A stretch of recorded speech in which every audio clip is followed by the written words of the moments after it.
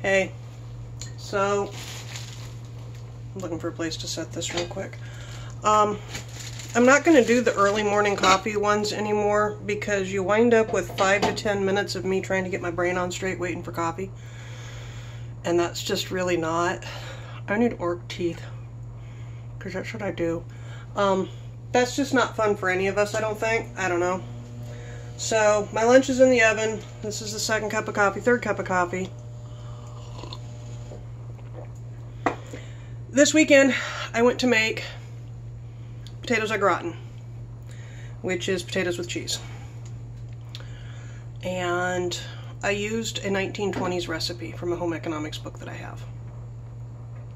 Love the book. But quite frequently I come up against, and I came up against it with this recipe. I followed the recipe exactly, no deviations. I had probably 3 times as many potatoes as that recipe seemed to think it wanted, because I know what potatoes au gratin should look like when it goes into the pan, and this was just potatoes with a couple of spoonfuls of sauce. So I got to thinking about it.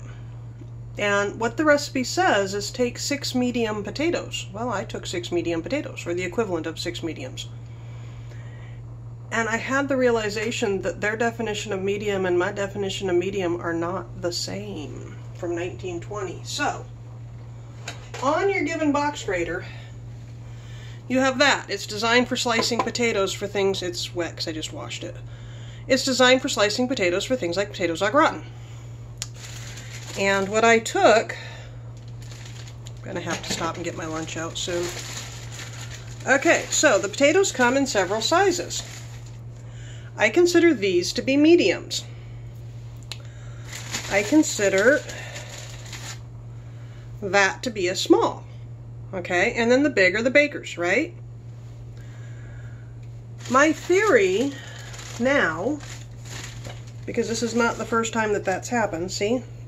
Small potatoes, medium potatoes. Can you see them? My theory is that these are large potatoes and these are medium potatoes from the olden days. And I realized this because you're slicing them for au gratins and not baking them, right? And what we call a large potato now would have been a, oh my fucking god, what the hell is that? Okay, if you were to slice this, can you see how that is the width of the slicer? Okay, if I were to slice this, it would be too big for the slicer after a bit. I don't think you're getting the angle. It would be too big for the slicer and I'd have to cut. So, what we now call a small potato, 1920s called a medium potato. That was my revelation of the day. Anyway, my schedule for the day to work a bit on dishes. I already did some. Ow. I'm about at the end of my spoons right now. And I need to make up some bird suet because a flock of grackles descended and ate all of my homemade suet yesterday, which should have lasted for about 2 weeks. I take bacon grease and lard and pan drippings and any bread-like product that went stale, like, I don't know if you do gluten-free or not, but the shit goes rock hard overnight. Like, where are you at? I know I've got some over here. That's parsley drying. Because I had a recipe that called for 2 tablespoons fresh parsley, and it's a recipe where I know from experience that dried parsley won't work. I know I had it. Fine. Maybe I won't make it today. Anyway, I had like 6 slices of stale gluten-free bread right here. And I have a feeling somebody cleaned house for me and threw them away, which he knows better. Anyway, I had a recipe that called for 2 tablespoons of fresh parsley, and I've done the recipe before, and dried parsley just doesn't have flavor. You know, that nasty carrot top flavor, that's what they're going for to balance out a sweet. So I bought a bundle of parsley, or had the husband buy a bundle of parsley, and now I'm drying the rest of it to have dried parsley flakes, because that's what we do. Everything has that cycle. Anyway, I have to look harder for those breadcrumbs, those gluten-free breadcrumbs. If not, I can use oatmeal. But you take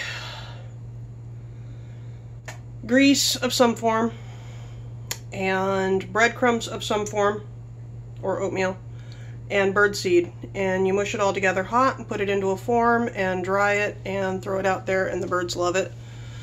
And only specific types of birds eat suet, so that brings those types of birds to your bird feeder. You know? So I'm doing that today. And I'm going to make a spice sugar syrup for chai teas going forward, because I've been drinking a lot of cocos, and as much as I do need the cocoa powder, I need to back off on the cocoa. And I like chai tea. So those are my two things for the day. And dishes. I have so many dishes to get done because we cooked all weekend. But we have leftovers for the week. It's been 5 minutes. I will talk to you later. Bye-bye.